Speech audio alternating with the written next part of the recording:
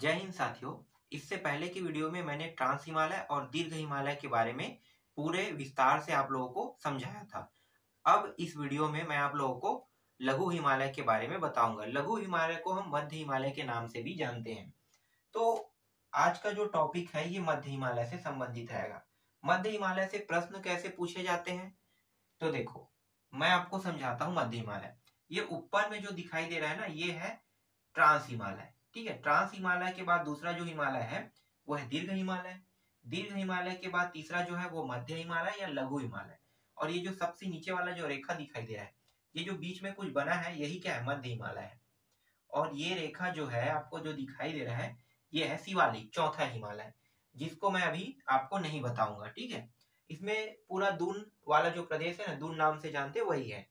तो यही थोड़ा सा विस्तार से है, तो अच्छे से समझेंगे इसको। तो छोटा सा वीडियो बनाऊंगा, ज्यादा बड़ा नहीं।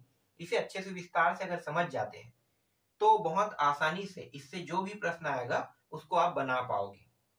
ठीक है, तो दीर्घ हिमालय ये वाला है और ये है शिवालिक। दीर्घ हिमालय और शिवालिक के मध्य में पाया जाता है लघु हिमालय। जो आपको ये आकृति दिखाई दे रही है ना, ये सब मध्य हिमालय की आकृति है। ठीक है, ये ट्रांस हिमालय था जो कल मैंने आप लोगों को पढ़ाया था। तो एक बार देख लेते हैं।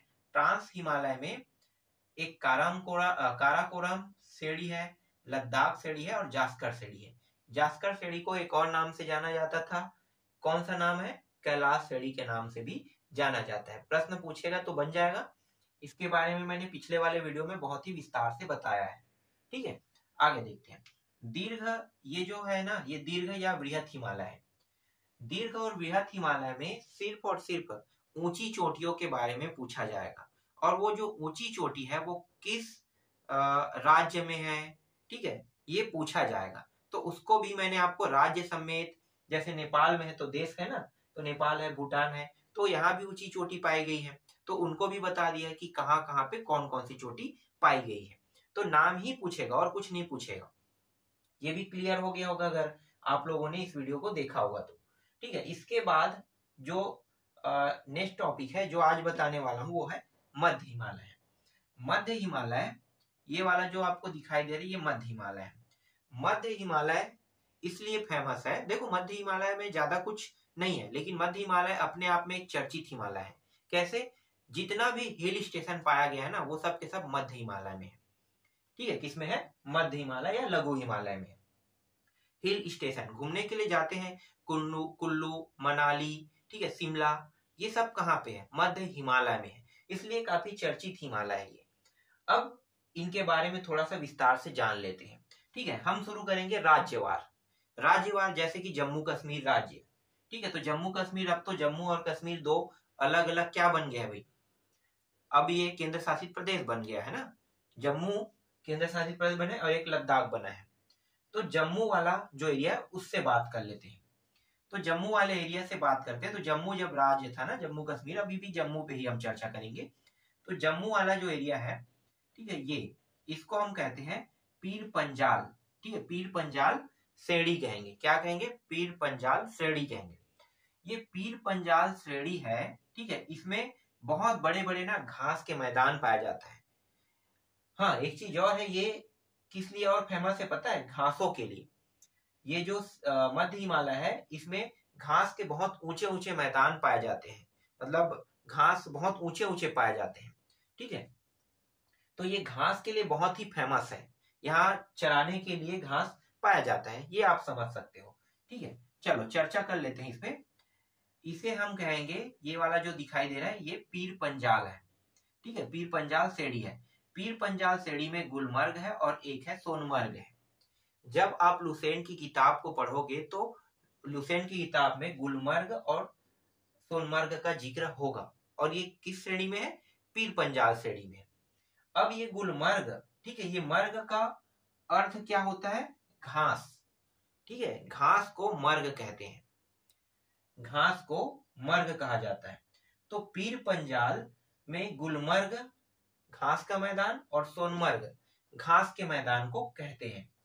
और ये किस राज्य में है? जम्मू कश्मीर राज्य। मैं राज्य आपको बार बार बता रहा हूं, राज्य पूछता है पीर पंजाल श्रेणी किस राज्य में है। पूछेगा तो क्या कहोगे? जम्मू कश्मीर। हालांकि जम्मू अभी केंद्र शासित प्रदेश बन चुका है, तो केंद्र शासित प्रदेश के नाम से आएगा, तो जम्मू आपको लेना है। ठीक है, तो जम्मू एंड कश्मीर मैं बता रहा हूं आपको जम्मू ही लेना है। ठीक है, ये जो पीर पंजाल है ये जम्मू में है, समझ में आ गया। और यहाँ पे मर्ग को क्या कहते हैं, मतलब घास के मैदान को क्या कहते हैं? घासों को मर्ग के नाम से जाना जाता है। ठीक है, 2-3 प्रश्न यहां से बन गया।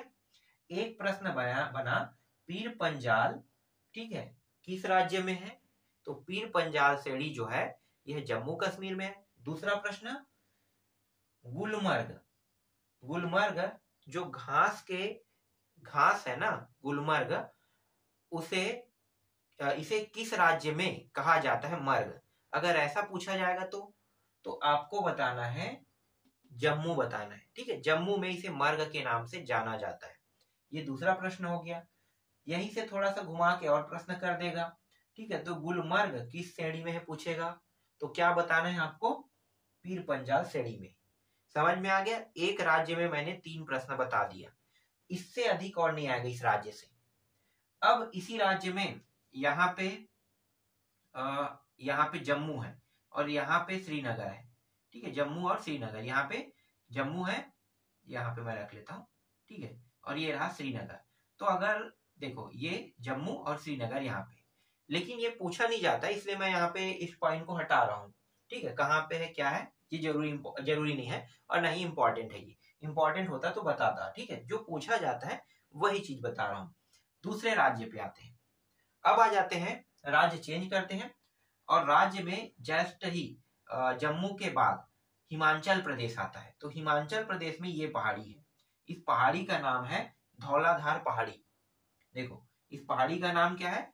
धौलाधार पहाड़ी नाम है। इस धौलाधार पहाड़ी में हिल स्टेशन पाया गया है। जैसे कि घूमने के लिए जाते हो तो शिमला बहुत फेमस जगह है, मनाली फेमस जगह है, डलहौजी फेमस जगह है, ये घूमने के लिए। ठीक है, ये किस पहाड़ी पे है? धौलाधार पहाड़ी पे है। याद रहेगा, राज्य पूछेगा तो धौलाधार पहाड़ी किस राज्य में है कहेगा, तो आपको उत्तर क्या देना है? हिमाचल प्रदेश। हिमाचल प्रदेश में धौलाधार पहाड़ी है और इस धौलाधार पहाड़ी में शिमला है, हिल स्टेशन कहते हैं हम उसे, मनाली है, ये भी हिल स्टेशन है, घूमने के लिए लोग जाते हैं, डलहौजी है, ये भी हिल स्टेशन है। याद रहेगा? ठीक है, इसके बाद थोड़े से ऊपर में यहाँ पे एक छोटा सा बिंदु दिखाई दे रहा है, ये पहाड़ी है कांगड़ा घाटी। ठीक है, इसे कांगड़ा घाटी के नाम से जानते हैं। तो कांगड़ा जो घाटी है ये राज्य पड़ता है, ये भी हिमाचल प्रदेश में। ठीक है, दूसरा राज्य बता रहा हूँ ना, जम्मू कश्मीर के बाद ये दूसरा राज्य। राज्य बहुत महत्वपूर्ण है, याद रखना। तो ये धौलाधार हिमाचल प्रदेश में है, ये पहाड़ी जो कांगड़ा घाटी है ये भी कहाँ पे है? हिमाचल प्रदेश में है। और ये कुल्लू नाम का जो जगह है वो कांगड़ा पहाड़ी में है। अगर पूछ देगा कि कुल्लू नाम के जो जगह है वो किस पहाड़ी में है, तो उत्तर क्या कहोगे? कांगड़ा पहाड़ी। ठीक है, अगर शिमला को पूछता है तो क्या कहोगे? धौलाधार पहाड़ी कहोगे। ठीक है, धौलाधार पहाड़ी या घाटी कह सकते हो उसे। इसके बाद धौलाधार घाटी में ही मनाली है और डलहौजी भी है। पूछता है तो आपको ये लेना है। याद हो गया? ज्यादा टफ नहीं था। ठीक है, अब नेक्स्ट राज्य में आते हैं। ठीक है, हिमाचल प्रदेश के बाद अब आ गया उत्तराखंड। ठीक है, उत्तराखंड, बस 3 ही राज्य देखना है हमें, एक जम्मू, एक हिमाचल प्रदेश और एक क्या है? एक है ये वाला उत्तराखंड है। 3 राज्य इंपॉर्टेंट है यहाँ पे, इसके बाद और राज्य नहीं देखेंगे इधर। ठीक है, 3 राज्य। तो तीसरा राज्य में आते हैं। तो तीसरा राज्य में यहाँ पे पहाड़ी है, ये जो है ये है मसूरी पहाड़ी है। ठीक है, क्या है? मसूरी पहाड़ी, ये वाला। ठीक है, तो मसूरी पहाड़ी में मेन जगह क्या क्या है? रानीखेत है, नैनीताल है और विंडसर है। ये पहाड़ी कहाँ पे पाया गया है?